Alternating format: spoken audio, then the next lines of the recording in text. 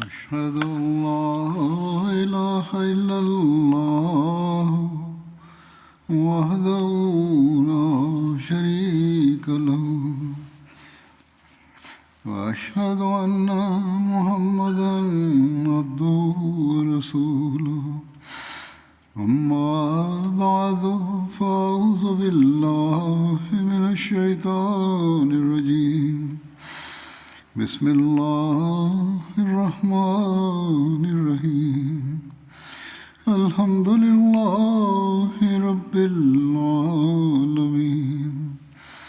الرحمن الرحيم مالك يوم الدين إياك نعبد وإياك نستعين اهدنا الصراط المستقيم صراط الذين أنعمت عليهم غير المغضوب عليهم ولا الضالين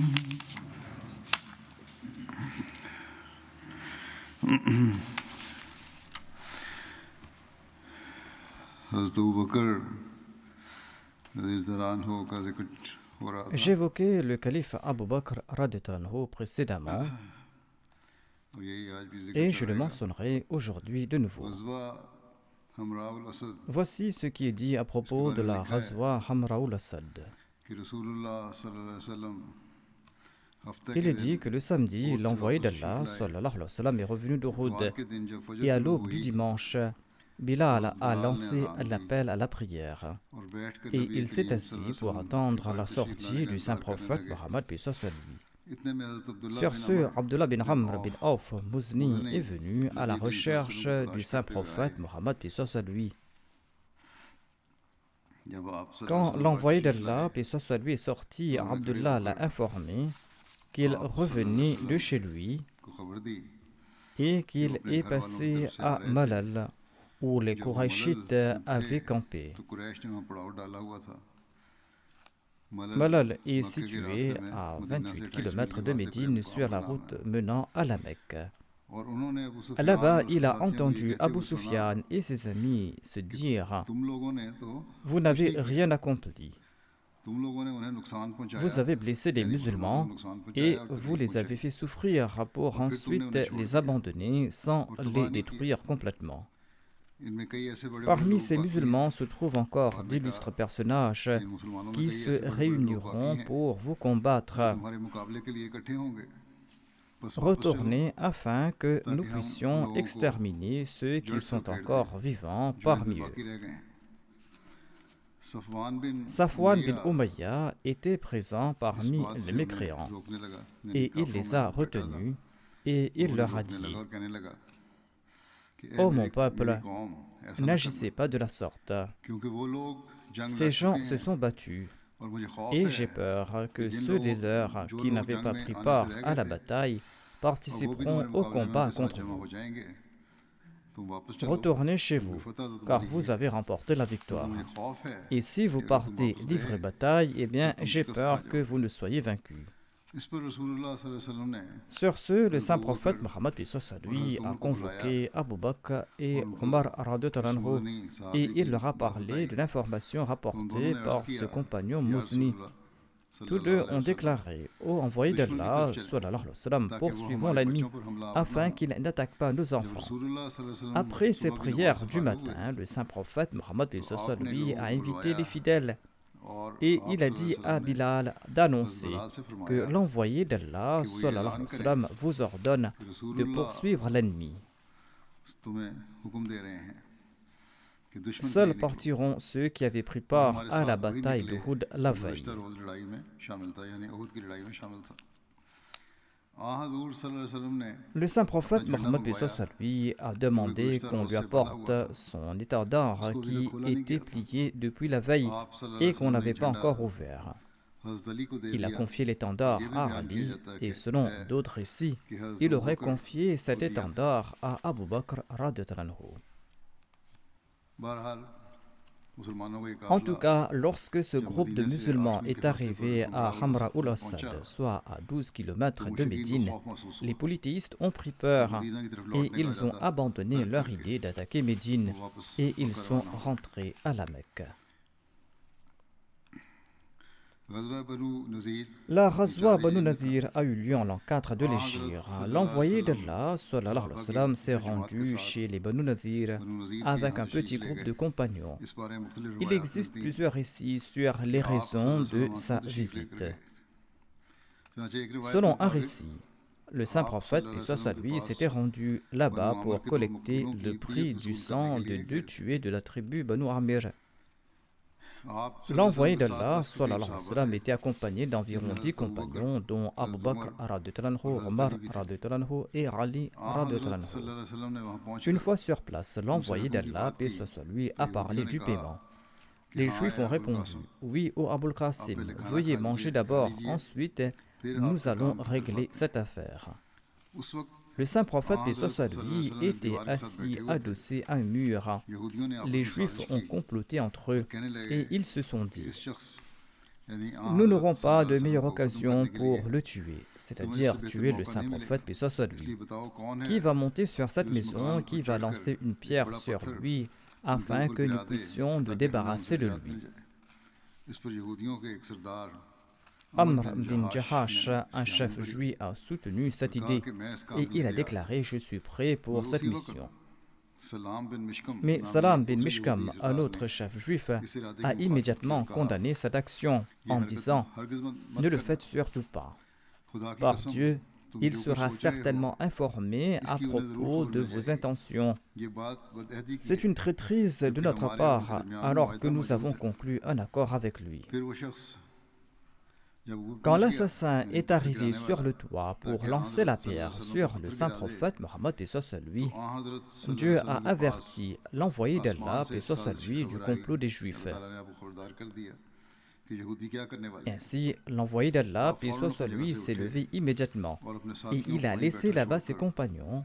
Et il est parti comme s'il avait une tâche importante à accomplir.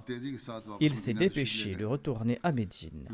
En arrivant à Médine, l'envoyé d'Allah, paix soit sur lui, a envoyé Mohammed bin Maslama chez les Banu Nadir.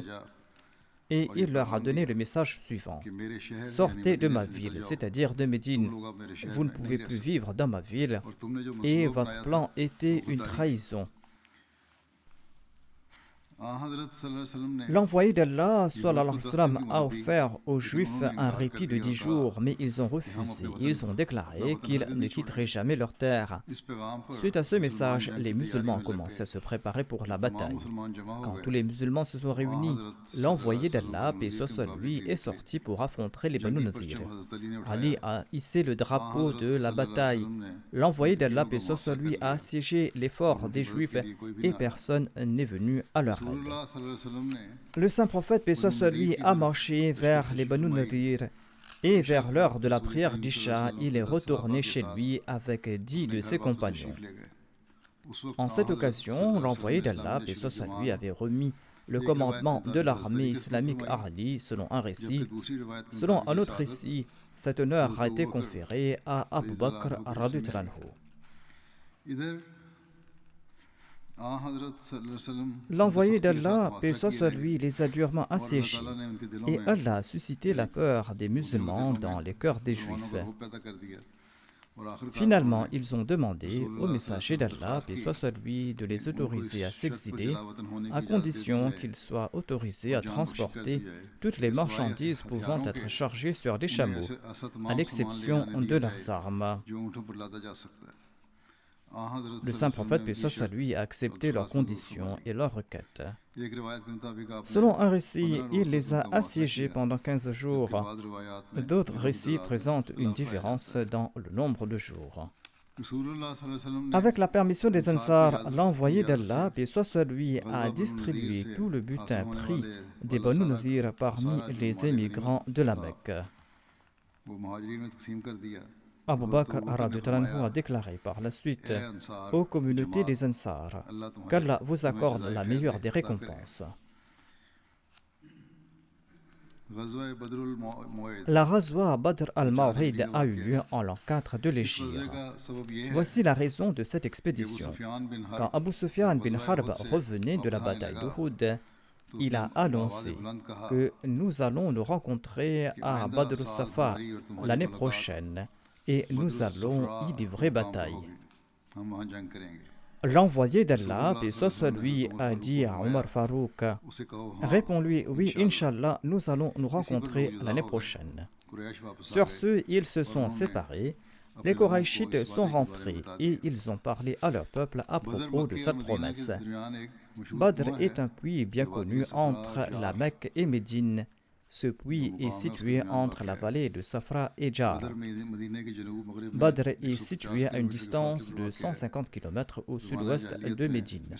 À l'époque de l'ignorance, on organisait à Badr tous les ans une fois pour 8 jours à partir du premier du mois Dhul-Qa'da. Quand les jours de la promesse approchaient, Abu Sufyan était réticent de partir à la rencontre de l'envoyé d'Allah, paix soit sur lui.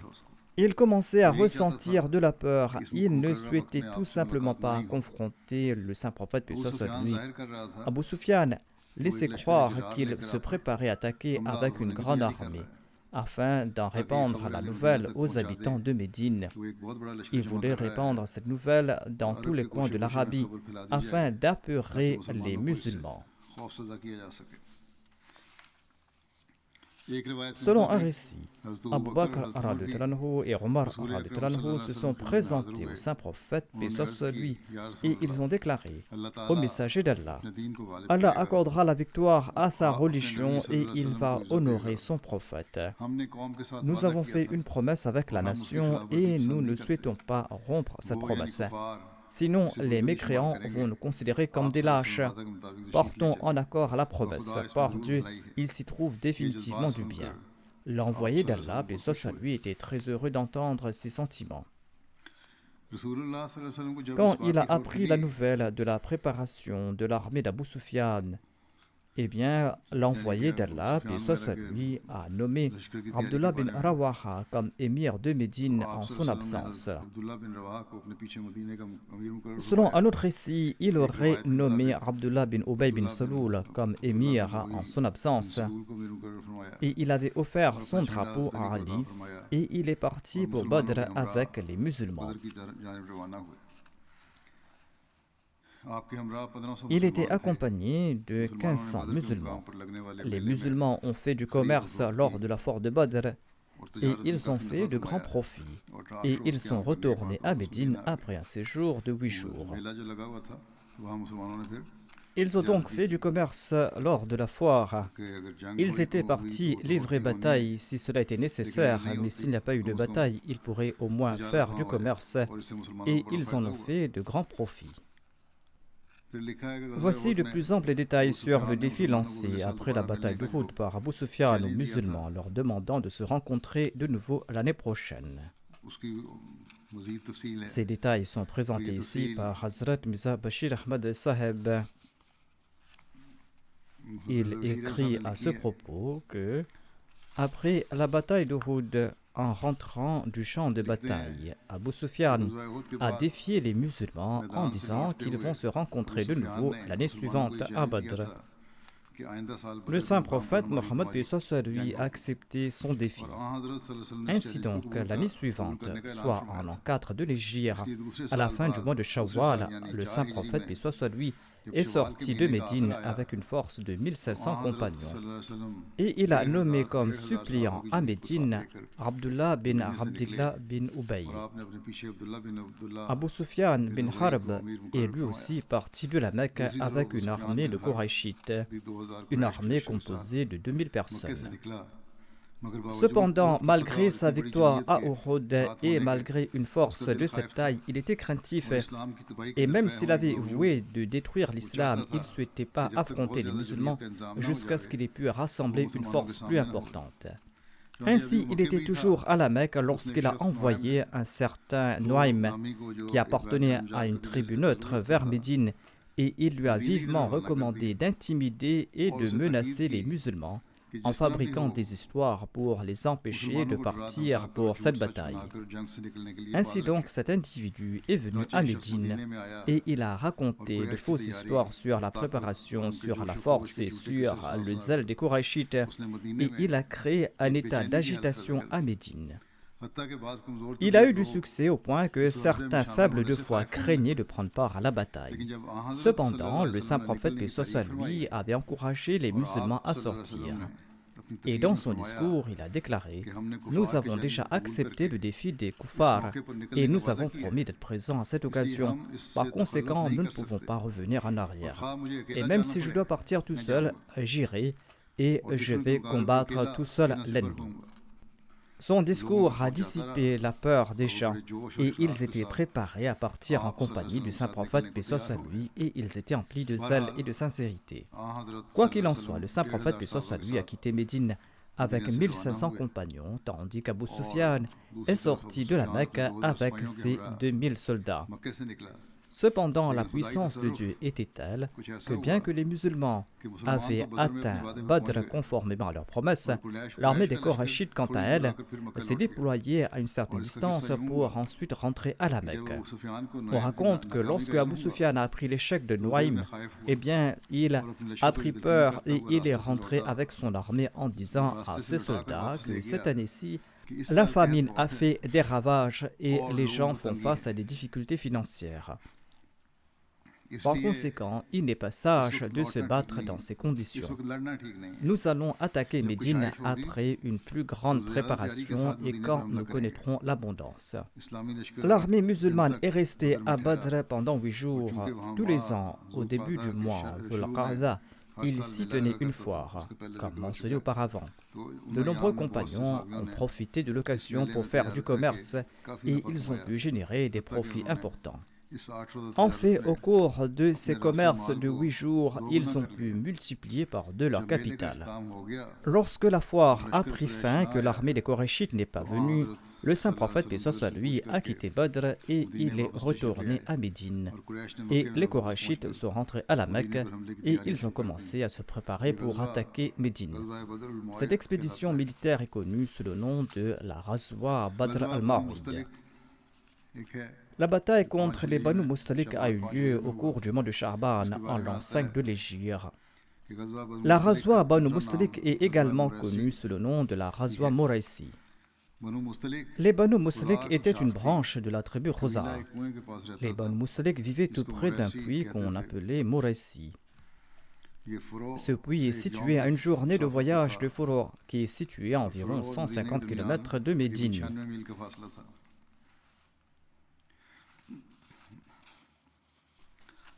Selon Alama ibn Ishaq, la bataille contre les Banu Mustalik a eu lieu en l'an 6 de l'Hégire. Mais selon Moussa bin Uqba, cette bataille a eu lieu en l'an 4 de l'Hégire. Waqidi déclare quant à lui que cette expédition a eu lieu au cours du mois de Sha'ban en l'an 5 de l'Hégire. Hazrat Mirza Bashir Ahmad Sahib a lui aussi mentionné l'année 5 de l'Hégire.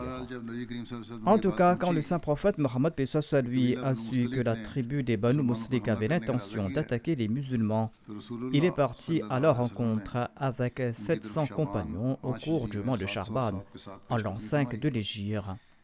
Le saint prophète Mohammed, paix soit sur lui, a remis le drapeau des Muhajirines à Abu Bakr radhiyallahu anhu. Selon un autre récit, il a remis ce drapeau à Ammar bin Yasir et il avait remis le drapeau des Ansar à Sa'ad bin Ubadah.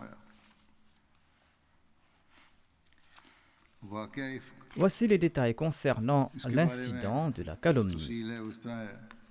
Quand le saint prophète Mohammed, paix soit sur lui, est retourné de l'expédition contre les Banu Mustalik, les hypocrites ont lancé des accusations contre Aïcha radhiyallahu anha, la fille d'Abu Bakr. Cet événement est connu dans l'histoire comme l'incident du Ifk ou de la calomnie. Le recueil d'Al-Bukhari relate le récit d'Aïcha. J'avais déjà présenté ce récit en évoquant un autre compagnon, mais il est important de le mentionner de nouveau ici en référence à Abu Bakr radhiyallahu anhu.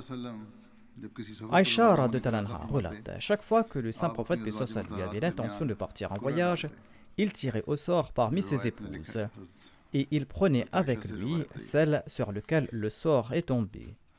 Ainsi donc, l'envoyé d'Allah, paix soit sur lui, a tiré au sort parmi nous avant de partir pour l'expédition, et le sort est tombé sur moi, et je l'ai accompagné. À l'époque, le commandement sur le port du voile avait été déjà révélé. J'ai été transporté à dos du chameau dans mon hauda, c'est-à-dire dans le palanquin, et on me descendait de la monture. Et nous avons poursuivi notre voyage, et l'envoyé d'Allah, paix soit sur lui, a terminé sa razwa et il en est retourné. Lorsque nous sommes approchés de Médine, il a annoncé la nuit qu'il était l'heure de partir. Quand on a annoncé la nouvelle du départ, je me suis levé et je suis parti avant l'armée. Après avoir terminé un appel de la nature, je suis retourné vers ma monture et j'ai placé ma main sur ma gorge et j'ai constaté qu'il me manquait mon collier de perles de Zéphar. Je suis retourné le chercher et ma quête m'a retenu. Entre-temps, les gens qui me portaient sur mon chameau sont venus et ils ont pris mon hauda, c'est-à-dire le palanquin, et ils l'ont placé sur le chameau, car ils croyaient que j'étais dedans.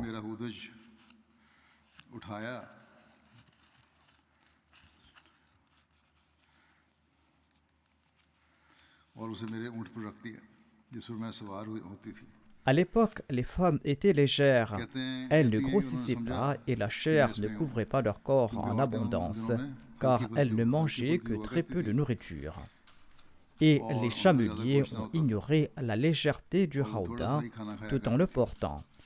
Et à cette époque, j'étais encore une jeune fille. Ainsi donc, ils ont fait avancer le chameau et ils sont partis avec lui. J'ai retrouvé mon collier après le départ de l'armée. Ensuite, je suis retourné à leur emplacement pour ne trouver personne. Et j'ai décidé de rebrousser chemin à l'endroit où j'étais campé, pensant qu'ils ne me trouveront pas et qu'ils reviendront me chercher. Tout assise là-bas, je me suis assoupi et je me suis endormi. Safwan bin Mu'attal as-Sulaimi al-Dhakwani était derrière l'armée. Il est arrivé dans mon camp dans la matinée, il a vu la silhouette d'une personne endormie et il m'a reconnu étant donné qu'il m'avait vu avant la révélation du commandement sur le port du voile. Je me suis réveillé quand il a récité « Inna lillah ». Il a fait s'asseoir son chameau et je suis monté dessus. Et il a pris les rênes et nous sommes partis. Et nous avons rejoint l'armée quand elle était arrêtée pour une pause à la mi-journée. Suite à l'événement, certains ont été voués à la destruction. Abdullah bin Ubay bin Saloul était l'auteur de cette calomnie. Après notre retour à Médine, je suis tombé malade pendant un mois et les gens répandaient la calomnie. Mais j'avais un doute car durant ma maladie, le messager d'Allah ne faisait pas montre de la même gentillesse que celle qu'il montrait quand je souffrais généralement. Le messager d'Allah entrait, saluait et demandait « Comment vas-tu » J'ignorais tout de cette calomnie. Je n'ai découvert la calomnie que lorsque je suis sorti après ma convalescence.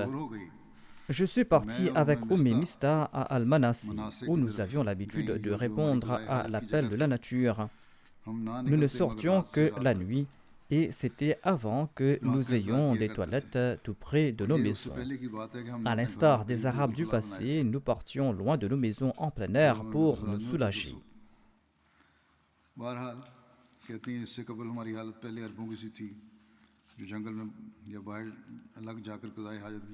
Ainsi, Mista, la fille d'Abu Ruhum et moi-même, nous étions en cours de route quand elle a trébuché en marchant sur son voile. Et elle s'est exclamée « Qu'il soit détruit ce Mista ». J'ai demandé tout étonné « Tes paroles sont très dures. Maudis-tu quelqu'un qui a pris part à la bataille de Badr ?» Sur ce, elle a commenté « Ô fille naïve, n'as-tu pas entendu la calomnie colportée par les gens ?» Puis elle me l'a racontée. Mon malaise s'est aggravé et lorsque je suis rentré, le messager d'Allah, paix soit sur lui, est venu chez moi. Et après m'avoir salué, il a dit « Comment vas-tu » J'ai répondu « Donnez-moi la permission de partir chez mes parents. »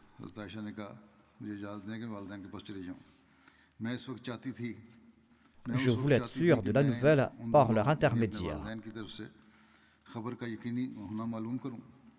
Le prophète d'Allah, paix soit sur lui, m'a permis de partir et j'ai demandé à ma mère « De quoi parle-t-on alors ?» Ma mère m'a répondu: ô ma fille, ne t'inquiète pas. Par Allah, toute femme charmante et aimée de son mari et qui a des coépouses est calomniée.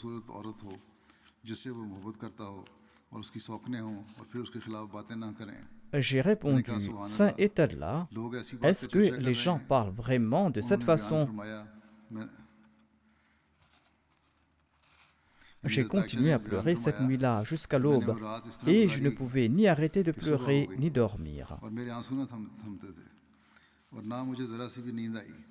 Lorsque la révélation divine a tardé, le messager d'Allah, paix soit sur lui, a appelé Ali bin Abi Talib et Oussama bin Zayd pour les consulter sur le divorce. Oussama bin Zayd a donné des conseils en accord à ce qu'il savait. Il connaissait la relation entre le saint prophète Mohammed lui et Aïcha radhiyallahu anha. Et il savait que Aïcha radhiyallahu anha était une femme pieuse.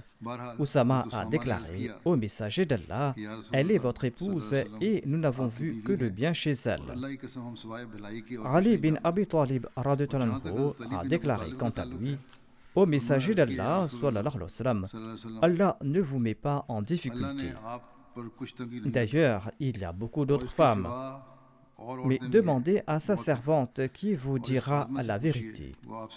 Sur ce, le messager d'Allah, paix soit sur lui, a appelé Barira et il lui a demandé: ô Barira, as-tu jamais vu quelque chose de suspect chez Aïcha? Barira a répondu: non, par Allah. Je jure par celui qui vous a envoyé avec la vérité. Son seul défaut est qu'elle est une jeune fille insouciante et elle s'endort souvent en laissant la pâte exposée aux chèvres domestiques qui viennent la manger. Ce jour-là, le messager d'Allah, paix soit sur lui, du haut de sa chair, s'est plaint d'Abdullah bin Ubay bin Salul en disant: qui va me soulager de cet homme qui m'a blessé en s'attaquant à mon épouse? Par Allah, je n'ai vu que le bien chez elle. Et ils ont blâmé un homme dont je ne connais rien d'autre que le bien. Et il ne rentrait jamais chez moi sauf en ma compagnie. Sa'ad bin Mu'adh s'est levé et il a déclaré: ô messager d'Allah, sallallahu alayhi wa sallam, je vais vous venger. S'il appartient à la tribu d'Al-Aws, eh bien, je vais lui trancher la tête. Et s'il vient de nos frères, c'est-à-dire d'Al-Khazraj, alors sachez que nous allons exécuter votre commande. Sur ce, Sa'ad bin Ubadah, le chef des Khazraj, s'est levé. Il était un brave homme, mais la fierté de sa tribu l'avait enflammé. Et il a déclaré: par Allah, tu as menti, tu ne voudras pas le tuer et tu ne vas pas le faire. Ainsi donc, une dispute a éclaté entre ces deux tribus.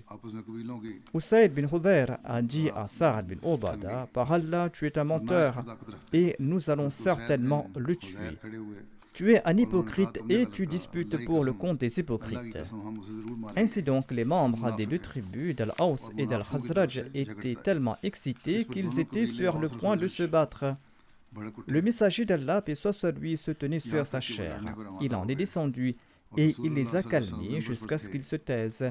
Et lui aussi, il a cessé de parler. Aïcha radhiyallahu anha a eu connaissance de toute l'histoire. Elle ajoute que ce jour-là, j'ai continué à pleurer et je ne pouvais pas dormir. Au matin, mes parents étaient avec moi et j'ai pleuré pendant 2 nuits et 1 journée, pensant que mon foie éclaterait à cause des larmes. Quand mes parents étaient assis avec moi et que je pleurais, une femme Ansari m'a demandé l'autorisation d'entrer et je lui ai permis de le faire. Et elle s'est assise avec moi et elle a commencé à pleurer avec moi. Pendant que nous étions dans cet état, le prophète d'Allah, paix soit sur lui, est venu et il s'est assis. Il ne s'était jamais assis à côté de moi depuis le jour de la calomnie. Il était venu et demandait aux autres comment je portais pendant 1 mois. Et 1 mois s'était écoulé depuis la calomnie et il n'avait reçu aucune révélation divine concernant mon cas. L'envoyé d'Allah a récité le tashahhud et il a déclaré: Ô Aïcha, j'ai entendu cette nouvelle à ton propos. Si tu es innocente, Allah va le révéler. Si tu as commis un péché, repens-toi et demande pardon à Allah. Si l'on avoue ses péchés et l'on demande pardon à Allah, eh bien Allah fait preuve de clémence. Lorsque le messager d'Allah, paix soit sur lui, a terminé son discours, mes larmes ont cessé entièrement de couler. J'ai dit à mon père: répondez au messager d'Allah sallallahu alayhi wa sallam en mon nom. Mon père a dit: par Allah, je ne sais pas quoi dire au messager d'Allah. Ensuite, j'ai dit à ma mère: répondez en mon nom au messager d'Allah sallallahu alayhi wa sallam. Elle a déclaré: par Allah, je ne sais pas quoi dire au messager d'Allah.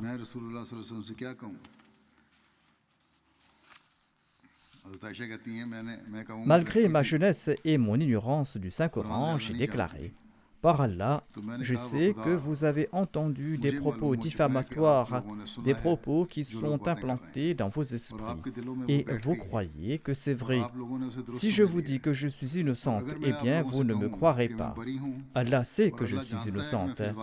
Il y a eu tant de rumeurs à ce sujet qu'on ne me croirait pas. Et si j'avoue être coupable, vous me croirez sûrement, tandis qu'Allah sait très bien que je suis innocente. Par Allah, mon cas ressemble à celui du père de Joseph qui a dit au frère de Joseph.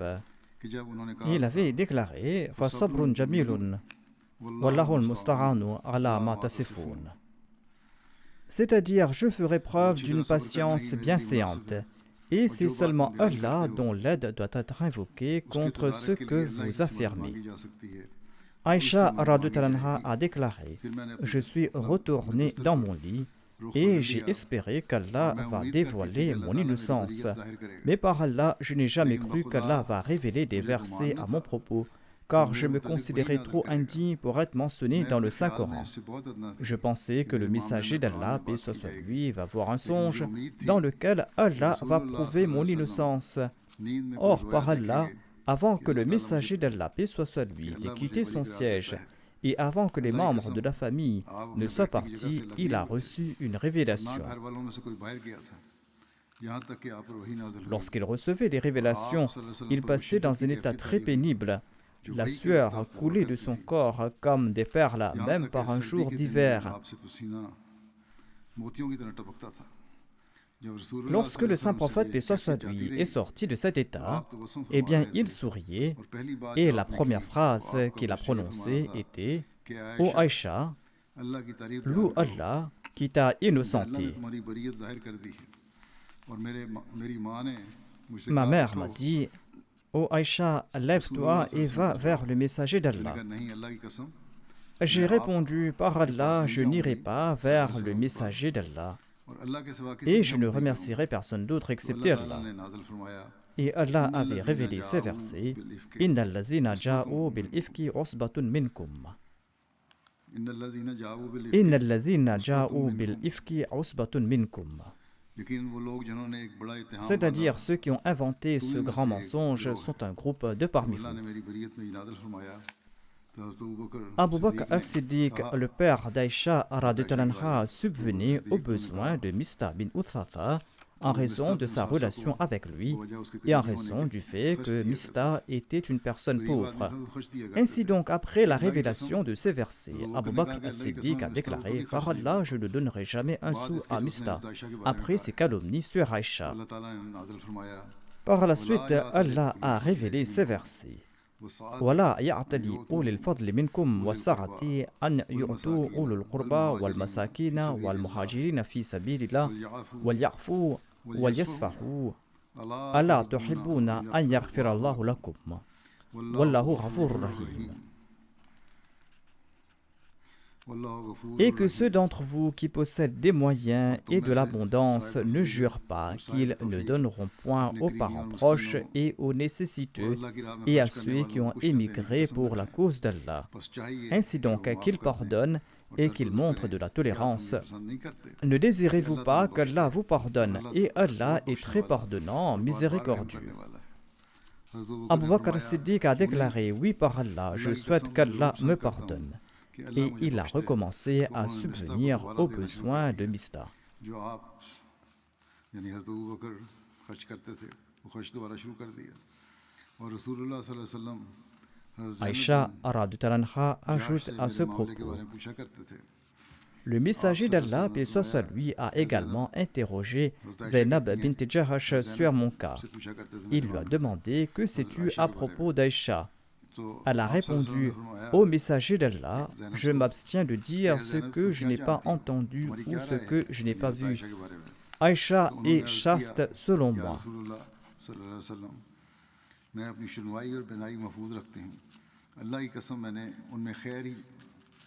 Ainsi donc, dit Aïcha radhiyallahu anha, parmi les épouses du saint prophète Mohammed paix soit sur lui, Zainab était ma concurrente. Mais Allah l'a sauvée de ce mal en raison de sa piété.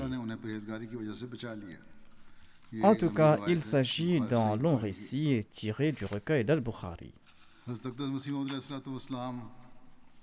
Le Messie premier l'Islam déclare: selon sa pratique, Allah relègue les menaces de châtiment quand on fait pénitence, lorsqu'on se repent et lorsqu'on fait de l'aumône.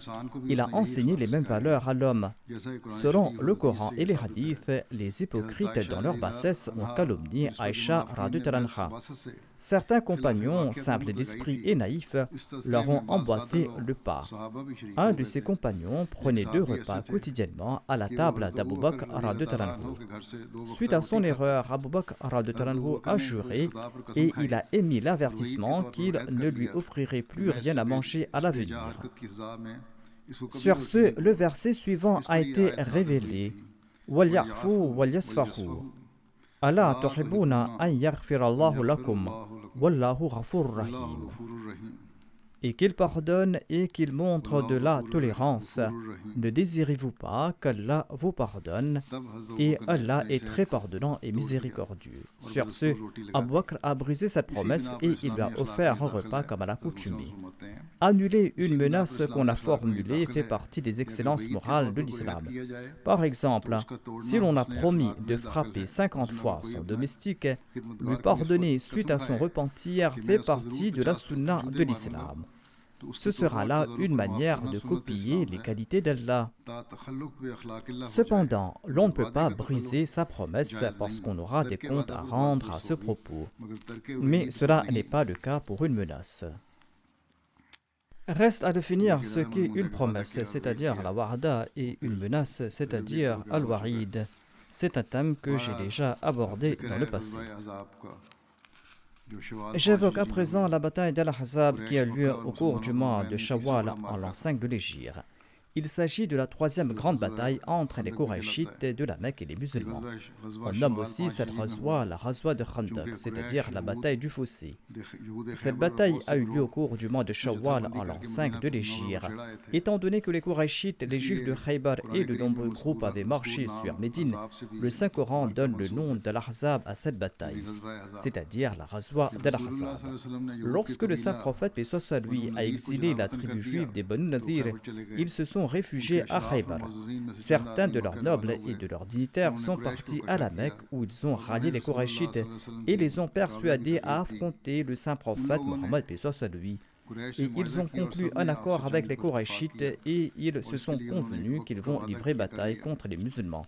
Et ils ont fixé une date à ce propos. Les gens des Banu Nadir ont quitté le Qurayshite pour se rendre chez les tribus Radfan et Sulaym et ils ont conclu un accord similaire avec eux et ils les ont quittés par la suite. Les Qurayshites étaient prêts et ils ont rassemblé différentes tribus et les Arabes qui étaient leurs alliés. Ils étaient en tout 4000. Abu Sufyan bin Harb était leur chef en cours de route. Les membres des autres tribus les ont rejoints. Ainsi, le nombre total de cette armée était de 10 000 soldats. Lorsque le prophète d'Allah a reçu la nouvelle de leur départ de la Mecque, il a convoqué ses compagnons et il les a informés à propos de l'ennemi et il les a consultés à ce propos. Sur ce, Salman le Persan a suggéré de creuser un fossé et son opinion a plu aux musulmans. À l'époque du saint prophète, paix soit sur lui, le côté nord de Médine était ouvert et sur les 3 autres côtés, il y avait des résidences et des oasis à travers lesquelles l'ennemi ne pourrait pas passer. Ainsi, la décision a été prise de creuser le fossé sur la partie ouverte. Le prophète d'Allah, paix soit sur lui, a commencé à creuser la tranchée avec 3000 musulmans. Il creusait la tranchée avec les autres musulmans pour les encourager. Et cette tranchée a été creusée en 6 jours. La longueur de cette tranchée était d'environ 5,5 km. Abu Bakr est resté avec l'envoyé d'Allah, paix soit sur lui. Et en creusant la tranchée, Abu Bakr avait l'habitude de porter la terre dans ses vêtements. Et il avait également travaillé avec le reste des compagnons pour creuser la tranchée afin que les travaux puissent être achevés dans les délais impartis.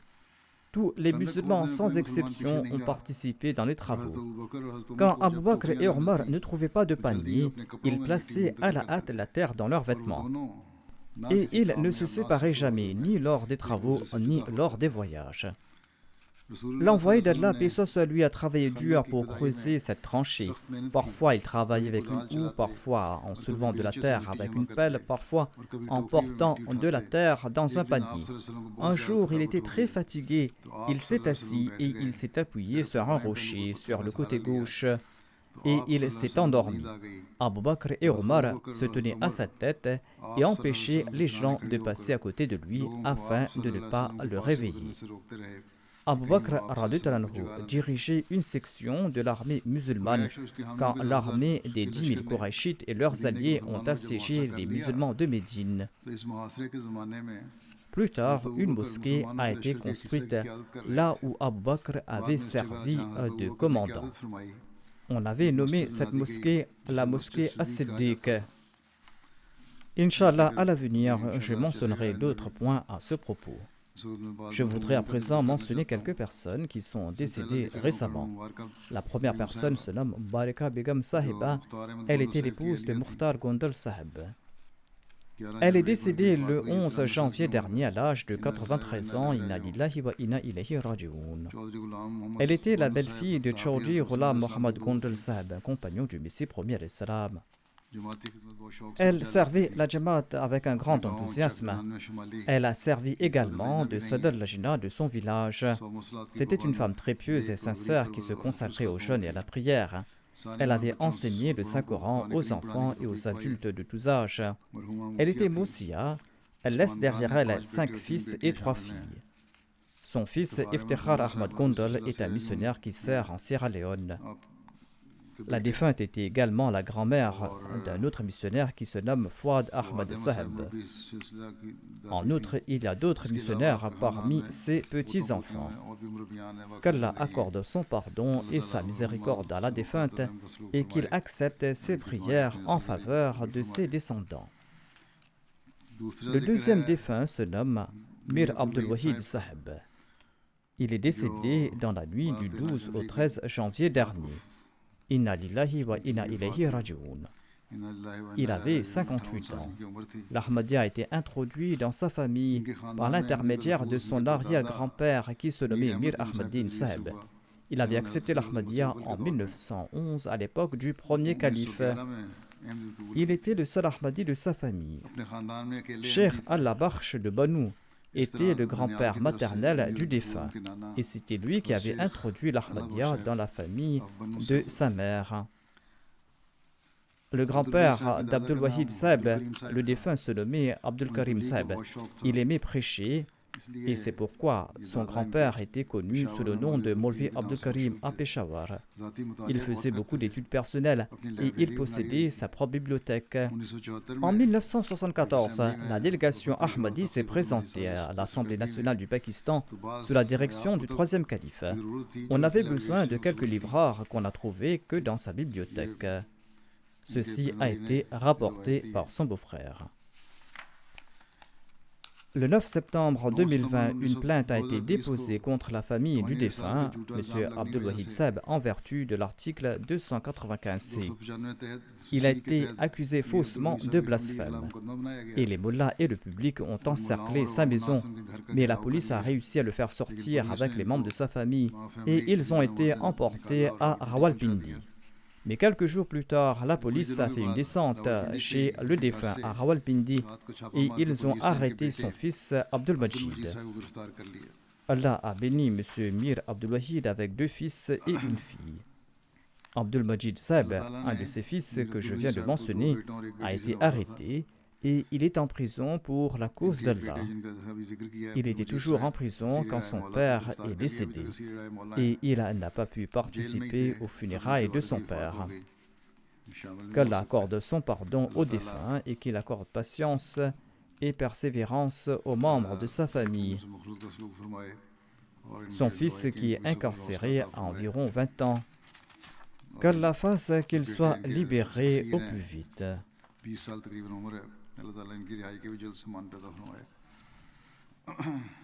Le troisième défunt se nomme Mukarram Said Waqar Ahmad, qui était aux États-Unis. Il est décédé le 17 janvier dernier à l'âge de 58 ans des suites d'une crise cardiaque. Inna lillahi wa inna ilayhi raji'un. L'épouse du défunt est la fille de la petite fille maternelle de Hazrat Mirza Bashir Ahmad Saeb. Elle est aussi la fille de la petite fille paternelle de Hazrat Mirza Sharif Ahmad Saeb. Ainsi donc, l'épouse du défunt appartient à la famille du Messie premier à l'Islam. Elle s'est mariée donc à Shah Saheb et elle est entrée dans sa famille.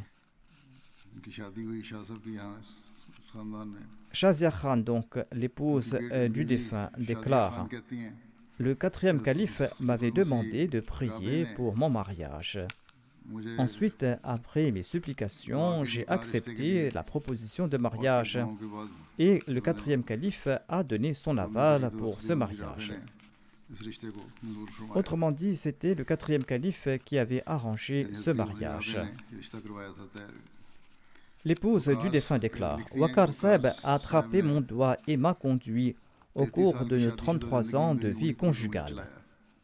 Il prenait soin de chacun de mes besoins et de mes désirs. Il était un père hors pair. Il n'a jamais rien fait pour lui-même. Et c'était un homme qui était très simple. Il n'avait aucun désir et même s'il en avait, il le sacrifiait pour les membres de sa famille.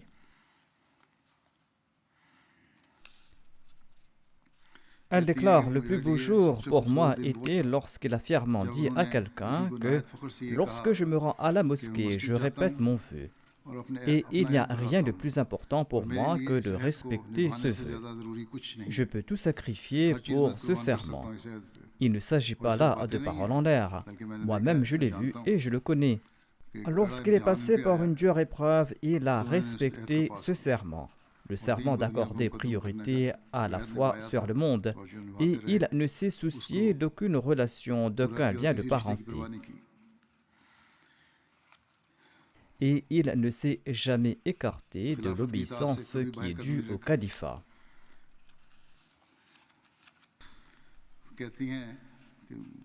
Son épouse déclare: il faisait preuve d'obéissance même en ce qu'il n'avait pas compris, en disant que notre travail est d'obéir. Il était très reconnaissant et il m'encourageait aussi à faire preuve de gratitude. Et il n'a jamais manqué de faire des sacrifices financiers. Aziz Saïd Adil Ahmad et son fils, il sert maintenant comme missionnaire. Il a eu son diplôme de Shahed de la Jamia Ahmadiyya du Canada. Il déclare: par la grâce d'Allah, mon père était une personne simple et sincère. Il ne s'est jamais soucié de sa personne. Il se soucie uniquement des besoins de notre mère et de ses enfants. Il n'achetait rien de bon pour sa personne. Il fallait souvent lui rappeler de dépenser également sur sa personne. Et il avait un grand respect pour les missionnaires et pour la Nizam et Jamaat. Mahmoud Ahmad Khan Saheb est son beau-père.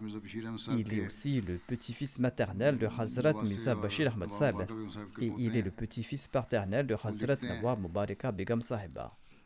Le beau-père du défunt écrit que Waqar, c'est-à-dire son gendre, il dit que Waqar était un homme très gentil et hospitalier et il ne s'était jamais mis en colère. Peu importe le nombre d'invités, quoi qu'il arrive, il était toujours calme.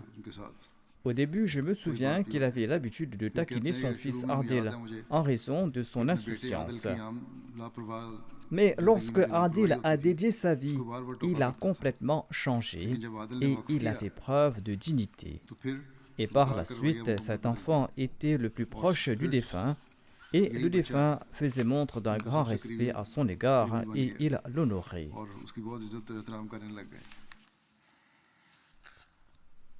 Munir Ahmed Saheb, l'ancien émir de la Jamaat d'Abu Dhabi, écrit ceci. Waqar Saheb travaillait à Abu Dhabi et il avait également établi des relations familiales proches. Au niveau professionnel, il travaillait dans une banque. En effet, le défunt était un banquier. Sa simplicité et son humilité étaient ses qualités principales. Il était profondément attaché à la Jamaat et à l'Anizam, et il éprouvait un grand amour à l'égard du califat et lui prouvait une obéissance indéfectible. Jusqu'à son départ pour les États-Unis, il avait offert sa résidence pour les besoins de la Jamaat avec un grand enthousiasme. Elle était utile pour la prière du vendredi et d'autres rencontres. Le défunt a également travaillé comme auditeur interne de la Jamaat. Said Hashim Akbar a écrit quant à lui « J'ai travaillé avec le défunt et je l'ai toujours trouvé sociable et dévoué au service de l'humanité. Qu'Allah lui accorde son pardon et sa miséricorde, qu'il permette à ses enfants de perpétuer ses bonnes œuvres et qu'il accepte ses prières en faveur de ses enfants. » Après les prières de Juma et d'Asr, je vais diriger la prière funéraire de toutes ces personnes, Inch'Allah.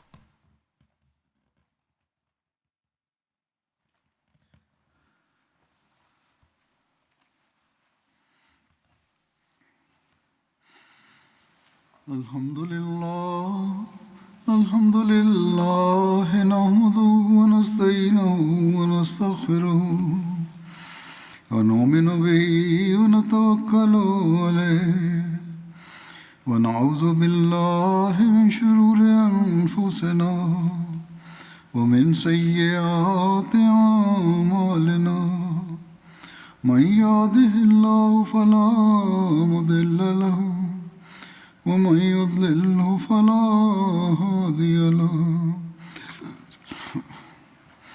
ونشهد أن لا إله إلا الله ونشهد أن محمدا عبده ورسوله عباد الله رحمكم الله إن الله يأمر بالعدل والإحسان وإيتاء ذي القربى وينهى عن الفحشاء والمنكر والبغي يعظكم لعلكم تذكرون اذكروا الله يذكركم وادعوه يستجب لكم ولذكر الله